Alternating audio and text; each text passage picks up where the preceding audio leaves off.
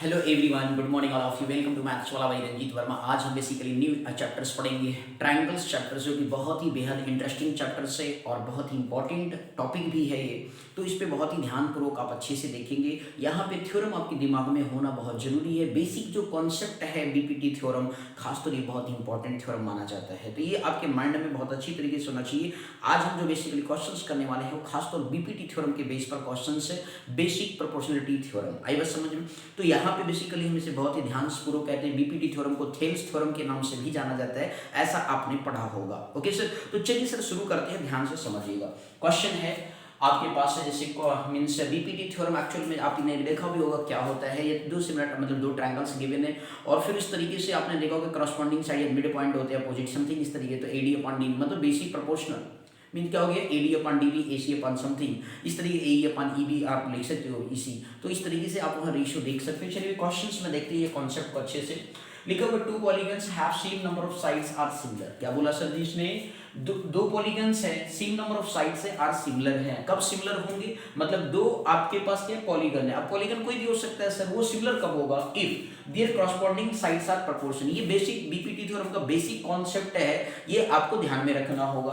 तो there corresponding sides are proportional, जी बिल्कुल हाँ, there corresponding sides are proportional होना चाहिए एंड देयर करस्पॉन्डिंग एंगल्स भी क्या होने चाहिए सर? सेम होने चाहिए। तो दैट मींस ये दोनों बातें सही हैं। अब देखिए, तो ये भाई मल्टीपल चॉइस ऑप्शन तो है नहीं कि मल्टीपल मतलब कि मोर देन वन ऑप्शन होगा सर, ऐसा तो ऑप्शन है नहीं आपके लिए, आपके लिए एक ही है। तो देखिए सर तीसरा ऑप्शन देखिए, बोथ ए एंड बी, तो there corresponding angles are equal बी होते हैं। तो मतलब दो पॉलीगन दिए गए हैं तो ये उनके मतलब एक तरीके से नंबर ऑफ साइड सिमिलर हैं तभी होते हैं जब उनके करस्पॉन्डिंग साइड का रेशियो और इसके साथ उनके करस्पॉन्डिंग जो एंगल्स होते हैं आपस में जब इक्वल होते हैं, तो उस पर्टिकुलर केस में आपका जो है वो दोनों पॉलीगन सिमिलर कहलाते हैं। तो both A and B option right होगा सर। कौन सा ऑप्शन होगा? Both A and B option is the right answer आप मानेंगे। बोलो आया सर समझ में? क्लियर हो गया। अगला क्वेश्चन देखते हैं सर, लिखा है if triangle ABC and triangle PQR, बोल दीजिए हाँ पीक्यूआर, तो देन एक वाई प्लस है, मतलब सिमिलर का सिंबल लगाओ। ये कौन सा सिंबल है सर? सिमिलरिटी का सिंबल है, सिमिलर है दोनों। तो उस केस में क्या होता है, मैंने अभी थोड़ी देर ऊपर ही लिखे हो भाई, क्या लिखे हो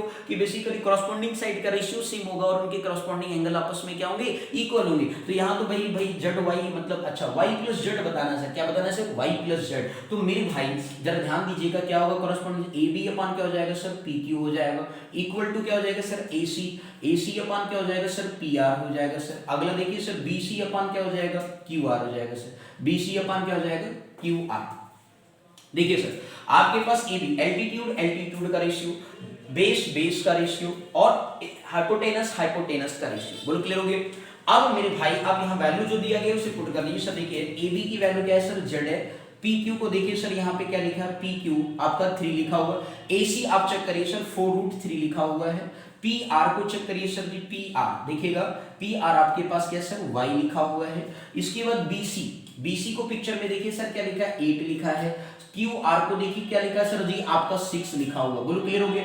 तो आप यहाँ पे देखिए Z/3 को इक्वेट करेंगे 8/6 के, ठीक है। तो Z/3 जो है 8/6 की इक्वेट आपने किया तो देखिए 3 1 3 हो गया, 3 2 6 हो गया, तो 2 1 2 2 4 8 हो गया। दैट मींस Z की वैल्यू कितना आ गया सर? 4 आ गया आपके पास। अब इसी तरीके से आप 4√3 अपॉन y को जो है इक्वेट करेंगे 8/6 के, तो 4√3 अपॉन y इक्वल टू क्या हो गया सर? 8/6 हो गया। क्रॉस मल्टीप्लाई किया 8y हो जाएगा, तो 4√3 इंटू 6 हो गया, 8y हो गया सर। y की वैल्यू यहाँ से आप फाइंड आउट करेंगे, तो 4√3 इंटू 6 अपॉन 8 हो गया सर।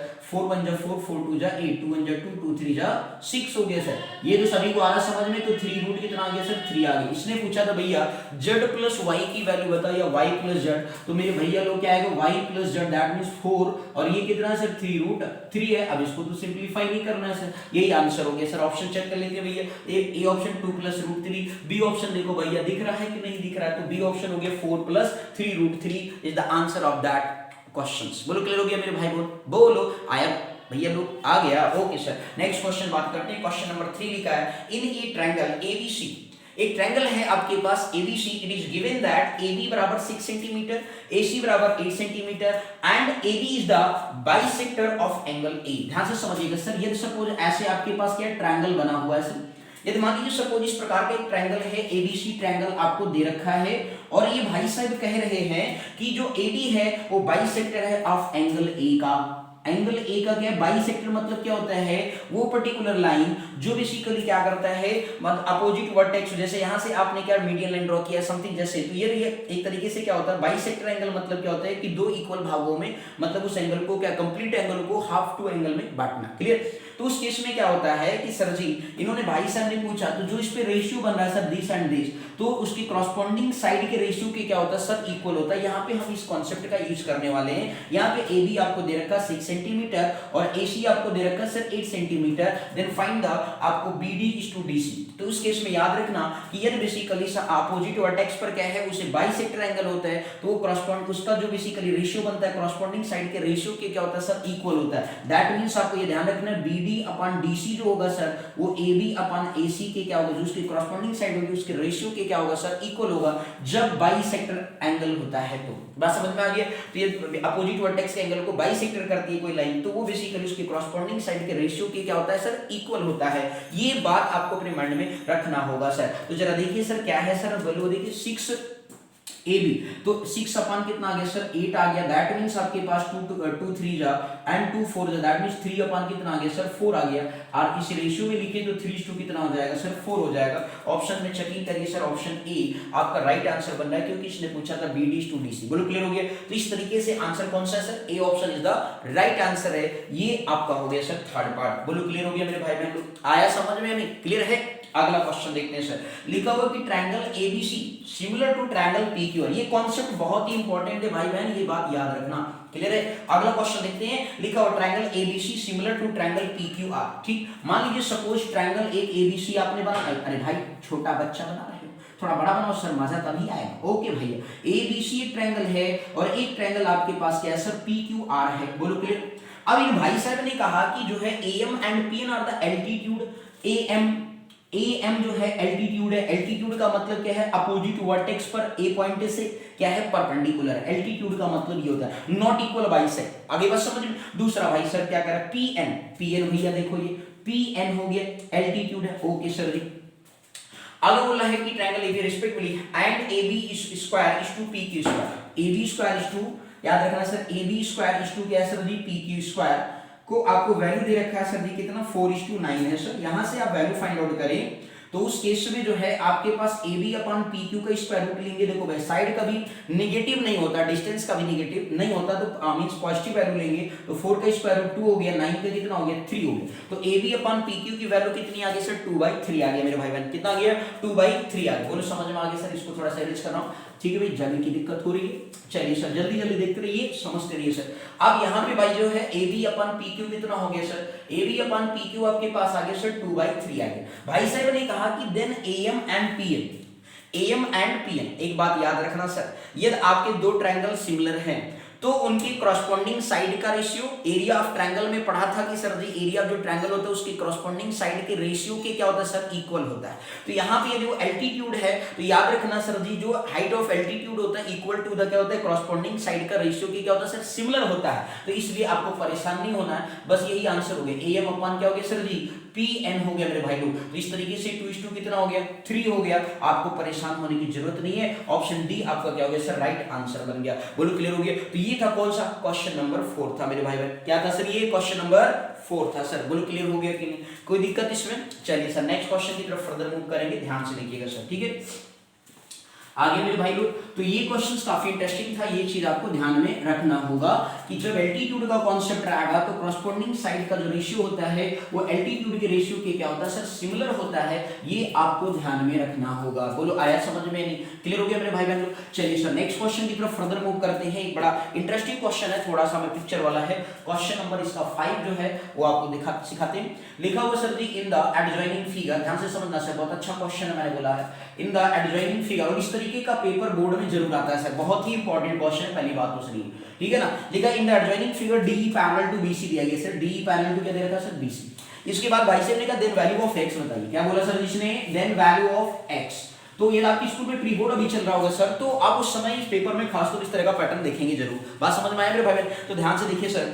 तो ए बी आपको यहाँ पे क्या है सर जी, ट्रायंगल बना लेते हैं सर, प्यारा सा नन्हा सा, ठीक है। इन्होंने भाई साहब ने कहा ए बी सी, क्या है सर, ए बी और सी दे रखा है। अब ये आपका डी पॉइंट हो गया और दूसरा क्या है सर जी, ई पॉइंट है। अब ये आपका लिखा है 2x माइनस 1 लिखा हुआ सर। दूसरा आपका क्या लिखा सर 2x प्लस 5 लिखा हुआ है। अगला सर देखिए x माइनस क्या सर 3 है।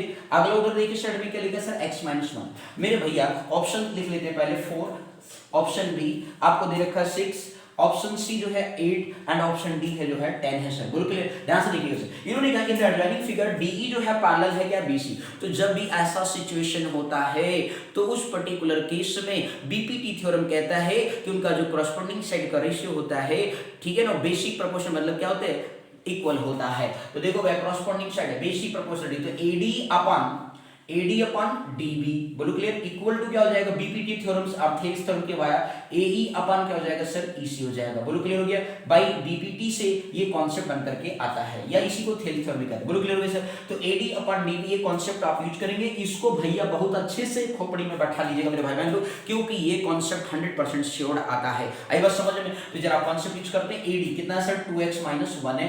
अगला सर क्या लिखा x माइनस 3। अगला देखिए सर 2x प्लस 5 है। EC देखिए सर कितना लिखा x माइनस 1 लिखा। ओके, क्रॉस मल्टीप्लिकेशन करिए और आंसर का आनंद लीजिए। तो ये आ गया 2x माइनस 1 हो गया सर, इधर आपका x माइनस 1 हो गया और ये आपका x माइनस 3 हो गया और इधर क्या आ गया सर 2x प्लस 5 आ गया सर। क्लियर। अब यहाँ पे मल्टीप्लाई करिए, 2x into x कितना हो गया सर 2x स्क्वायर हो गया। 2x का माइनस 1 में करोगे तो प्लस माइनस माइनस होता है तो 2x हो गया। माइनस का करेंगे माइनस x हो गया और माइनस माइनस का होता है सर प्लस 1 होता है। बोलो क्लियर। x into 2x कितना हो गया सर 2x स्क्वायर हो गया। x का 5 से करेंगे तो 5x हो गया।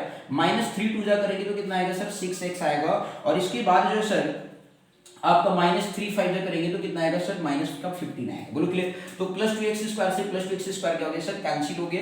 यहाँ पे देखिए माइनस 2x माइनस x कितना हो गया माइनस 3x हो गया, प्लस 1 हो गया और इधर माइनस x आ गया और माइनस कितना हो गया सर 15 हो गया। अब माइनस इधर आएगा तो प्लस हो गया माइनस 3x प्लस कितना हो गया x हो गया माइनस 15, ये सर प्लस 1 है तो उधर जाएगा माइनस 1 हो जाएगा। दैट मींस आपके पास क्या आ गया माइनस का 2x आ गया और माइनस का 18 है। माइनस माइनस कैंसिल हो गया सर, तो 18 बाई कितना आ गया 2 आ गया, तो सॉरी 16 है सर, 15 1 कितना होता है 16 होता है। ओके, तो ये आपके पास 16 हो गया, तो 16 बाई 2 2 8 8 कितना होता है 16। That means x equal to क्या आ गया सर 8 आ गया। बोलो आया समझ में। तो ये बेसिक प्रोपोर्शनलिटी थ्योरम का कांसेप्ट जरूर 100% एक ऑब्जेक्टिव जरूर आएगा आपके पेपर में, 101% इंपॉर्टेंट है सर। तो ऑप्शन आपका कौन सा हो गया sir C option is the right answer हो गया मेरे भाई बहन लोग। तो इस तरीके से ये क्वेश्चंस की क्या करनी थी सर सॉल्विंग करनी थी। तो आपने काफी आज बेहद इंपॉर्टेंट कॉन्सेप्ट सीखा, बीपीटी थ्योरम से भी देखा आपने, बाइसेक्टर एंगल का भी कॉन्सेप्ट देखा और इसके बाद जो है आपने ये बेसिकली रेशियो मीडियन का कॉन्सेप्ट हल्का सा बेसिकली बाइसेक्टर एंगल भी देखा और एक और चीज कॉन्सेप्ट देखा था खास तौर पे यदि आपने क्वेश्चन नंबर 4 में देखा